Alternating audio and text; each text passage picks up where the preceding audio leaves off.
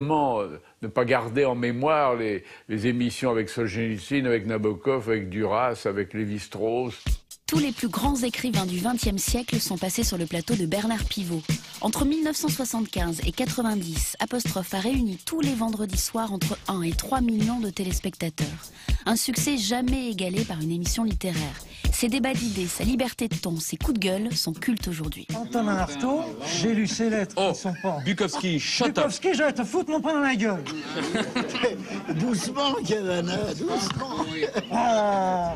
Bernard Pivot a très vite fait de son émission une institution. Il n'a pas eu peur de rencontrer des monstres littéraires, comme l'auteur russe Alexandre Solzhenitsyn qu'il va voir chez lui aux États-Unis en 1983. Vous avez devant vous un homme d'une stature incroyable. Il a contribué avec d'autres à la chute du communisme à l'Est. Donc là, vous n'êtes pas seulement devant un écrivain, vous êtes devant un personnage historique. Et il me dit, ma femme, mes 3 fils, ma belle-mère sont à votre disposition, moi aussi évidemment. Posez-moi toutes les questions que vous voulez, mais attention. Ne me reposez jamais la même question, ne me demandez jamais de refaire quelque chose, parce qu'à ce moment-là, je ne suis plus dans la spontanéité, je suis dans le simulacre. Ce conseil ne m'a jamais lâché. Excusez-moi, Alexandre Solzhenitsyn, mais je suis stupéfait par toutes ces fiches qui couvrent toutes vos tables. À quoi servent-elles? Материал приходит из газеты, из книг в том виде, в каком его он тогда жил. Иначе вы сейчас тоже не будете переводить, да? Nabokov, il ne voulait pas passer à la télévision. Il détestait ça, il était très orgueilleux. Il ne voulait pas lâcher une parole en public à laquelle il n'est pas réfléchi auparavant. Donc j'ai pu l'avoir qu'en lui promettant de lui envoyer mes questions par écrit, aucun journaliste ne doit faire, mais j'ai mis mon orgueil dans ma poche, j'ai mis mon mouchoir par-dessus, et puis c'est comme ça. Puis j'ai dû accepter qu'il lise ses réponses.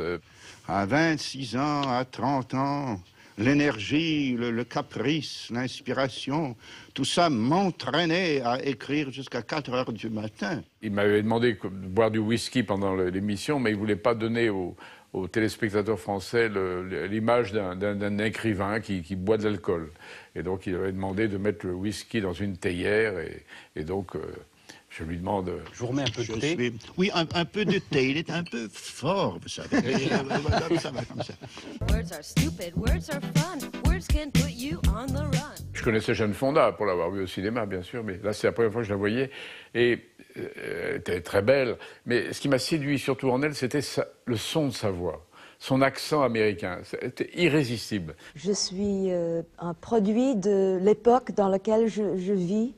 Le fait que j'étais en France à une certaine époque où tout était un peu bousculé. Pour moi, ça avait un charme fou, donc ce charme a agi en direct pendant l'émission, et donc je la regardais, je l'écoutais, j'étais complètement baba devant elle, et j'ai un peu oublié les autres invités. J'ai frôlé la faute professionnelle.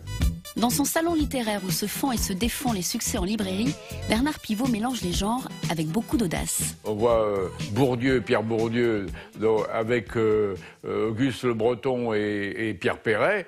Vous imaginez, mais il se trouve que tous les 3 publiaient des livres à ce moment-là. Donc je n'ai pas résisté à la tentation de les réunir.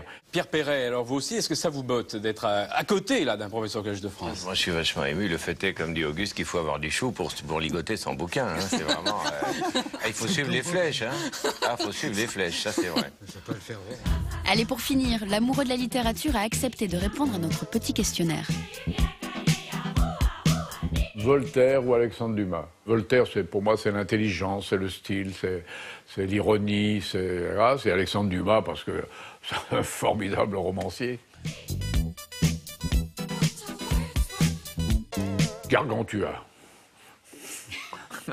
Il a des pouvoirs extraordinaires, il a une énergie formidable. Et puis c'est le début au fond, c'est quand même le grand début romanesque de la littérature française. C'est une œuvre littéraire extraordinaire, c'est évidemment Proust, qui a obtenu le prix Goncourt. Et chaque fois, Quand je suis à l'Académie Goncourt, souvent j'ai dit, rappelez-vous quand même le flair, le courage de nos prédécesseurs qui ont décidé de donner le prix Goncourt à Proust à l'époque. Vous vous rendez compte, c'était formidable. Chapeau.